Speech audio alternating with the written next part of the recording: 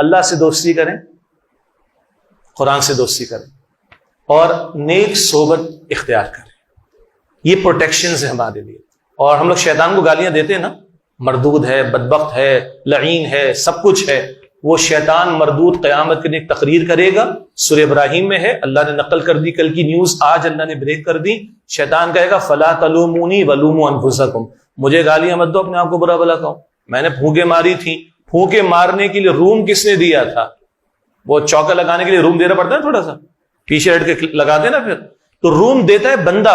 تلخ بات ہے. پڑھیں قرآن، سورہ زخرف آیت 36، وَمَن يَعْشُ عَن ذِكْرِ الرَّحْمَٰنِ نُقَيِّضْ لَهُ شَيْطَانٌ فَهُوَ لَهُ قَرِينٌ.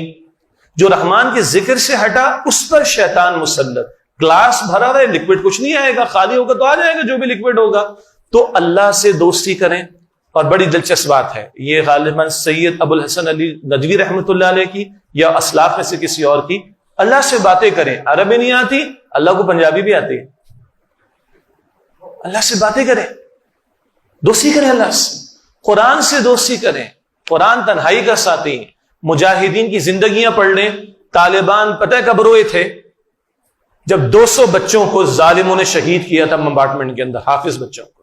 تب طالبان روئے، لڑنے میں کبھی نہیں روئے. اور گوانتانامو بے اور قندھار کی جیلوں میں مجاہدین کب روئے ہیں؟ اس پر کہ میں حافظ نہیں تھا، میں پورا قرآن تہجد میں نہیں پڑھ سکتا. جب ان سے قرآن کے نسخے لیے گئے تب وہ روئے. ٹھیک، اللہ سے دوستی کریں، قرآن سے دوستی کریں. اور خیر کے ماحول میں اللہ بھی کہتا ہے اتقوا اللہ وکونوا مع الصادقین، اللہ سے ڈرو اور سچے لوگوں کے ساتھ جڑو.